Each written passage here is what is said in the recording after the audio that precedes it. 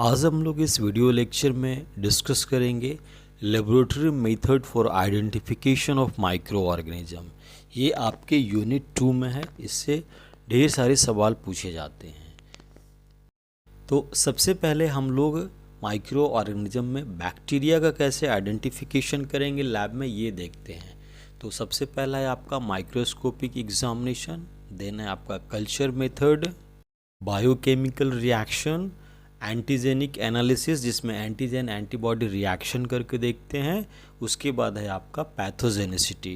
तो इसको हम वन बाय वन डिस्कस करेंगे और आपके एग्ज़ाम में जब पूछे जाएंगे तो एक दो मेथड को ही आप एक्सप्लेन करेंगे, बाकी आप ये सारे जो मेथड्स हैं इसको आप लिख लेंगे। तो सबसे पहले हम डिस्कस करते हैं माइक्रोस्कोपिक एग्जामिनेशन। किसी भी माइक्रो ऑर्गेनिज्म को अगर आपको देखना है तो हम माइक्रोस्कोप का इस्तेमाल करेंगे, क्योंकि माइक्रोस्कोपिक एग्जामिनेशन से आप मार्फोलॉजी के बेस पे किसी भी बैक्टीरिया को आइडेंटिफाई कर लेते हैं। तो इस इमेज में आप देख रहे हैं माइक्रोस्कोपिक एग्जामिनेशन हमने किया है और ये एस्चेरिशिया कोलाई है। ये हम ग्राम स्टेन करके देखते हैं बैक्टीरिया को, जो कि ग्राम पॉजिटिव और ग्राम नेगेटिव के बेस पे डिफ्रेंशिएट करते हैं माइक्रोस्कोपिक एग्जामिनेशन। ये है आपका एच नाना, जो कि एक प्रकार का टैप वर्म है। इसका आप देख रहे हैं माइक्रोस्कोप के अंदर में एच नाना का ये एग है।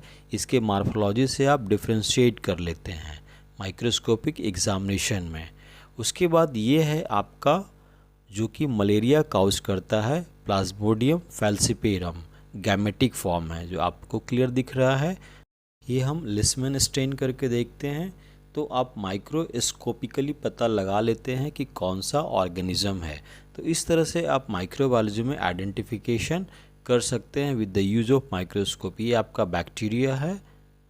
देन हम देखेंगे कल्चर मेथड, जो एग्जामिनेशन का है। कल्चर मेथड के ग्राउंड पे आप आइडेंटिफाई कर सकते हैं। तो इसमें हम क्या करेंगे, isolate bacteria in pure culture, then demonstrate their properties है। उसके बाद estimate viable count and maintain stock culture. इस तरह से आप कल्चर मेथड से भी माइक्रो ऑर्गेनिज्म को आइडेंटिफाई कर सकते हैं।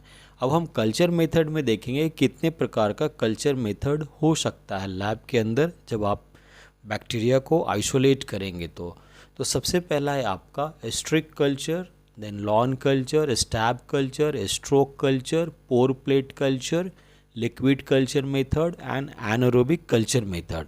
तो ये सब सारे मेथड्स हैं जो आप बैक्टीरिया को कल्चर करने के समय इस्तेमाल करते हैं as per your facility available. तो एग्ज़ाम में आप एक दो मेथड को एक्सप्लेन करेंगे, उसके बाद ये सारे पॉइंट्स को आप लिख देंगे। तो हम यहाँ पे आपको डिस्कस कर रहे हैं स्ट्रिक कल्चर मेथड।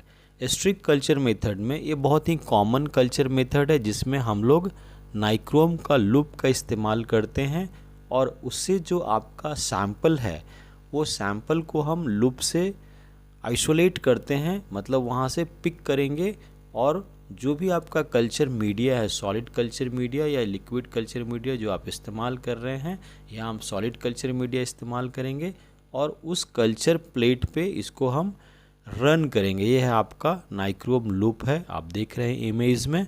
और ये सॉलिड कल्चर मीडिया है मैकॉन्की अगर, तो मान लिया कि अगर यूरिन सैंपल है तो इस पर हम क्या करेंगे, स्ट्रिक कर देंगे और स्ट्रिक करने के बाद इंक्यूबेट करेंगे।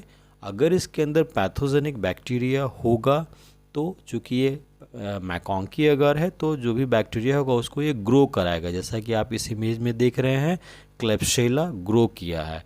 तो इस तरह से आप माइक्रो ऑर्गेनिज्म को कल्चर मेथड से आइसोलेट कर सकते हैं फॉर योर आइडेंटिफिकेशन। देन है आपका स्टैब कल्चर मेथड। इसमें हम लोग क्या करेंगे, जो कल्चर मीडिया है उसमें एक पंचर करेंगे और जो पंचरिंग एरिया है वहाँ पे हम सैंपल को स्ट्रिक करेंगे, या तो फिर जो हमारा स्टॉक कल्चर हमको रखना है उस आइसोलेटेड बैक्टीरिया को यहाँ पे स्ट्रिक करेंगे, देन इंक्यूबेट करेंगे। उसके बाद फिर क्या करेंगे, इसको लो टेम्परेचर पे लंबे समय तक के लिए स्टोर करते हैं। नेक्स्ट है आपका लॉन कल्चर। लॉन कल्चर में हम लोग क्या करेंगे, जो भी आपका कल्चर प्लेट है उसके ऊपर उस बैक्टीरिया को हम स्प्रेड कर देंगे सस्पेंशन तैयार करके, जिसका हमको ग्रोथ देखना है। इसका इस्तेमाल हम लॉन कल्चर का एंटीबायोटिक सेंसिटिविटी टेस्ट में करते हैं।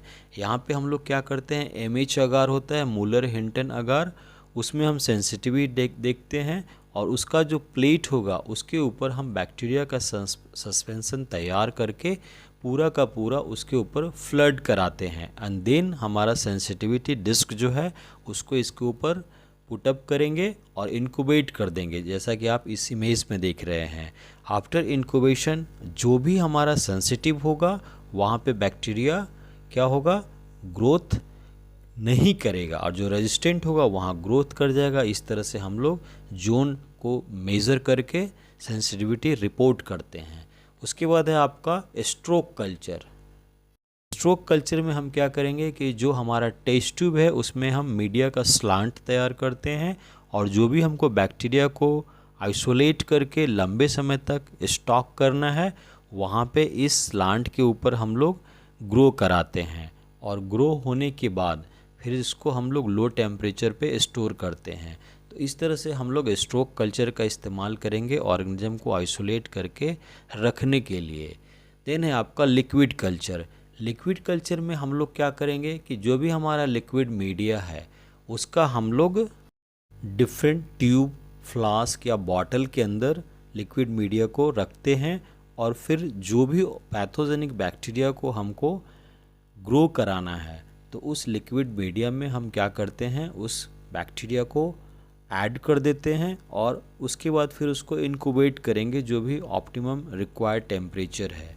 तो लिक्विड मीडिया में आप देखेंगे कि बैक्टीरिया जो है बहुत तेज़ी से ग्रो होता है और फिर जो भी हमको इसका इस्तेमाल में लेना है, जैसे आइसोलेट करके स्टोर करना है तो स्टोर कर सकते हैं, या तो फिर अगर कहीं पे हमको लॉन कल्चर करना है तो वहाँ पे भी इसका हम इस्तेमाल करते हैं। तो इस तरह से लिक्विड मीडिया का भी हम लोग माइक्रो ऑर्गेनिज्म को आइसोलेट करके आइडेंटिफिकेशन में इस्तेमाल करते हैं। देन है आपका पोर प्लेट मेथड। पे हम लोग क्या करते हैं, जो भी इनोकुलम है उसको हम लोग सेमी सॉलिड या लिक्विड फॉर्म में जो अगार है उसमें ऐड कर देते हैं और देन क्या करेंगे, मिक्स करके इसको हम पेट्री प्लेट के ऊपर पोर कर देते हैं एंड देन इसको हम लोग इंक्यूबेट करेंगे।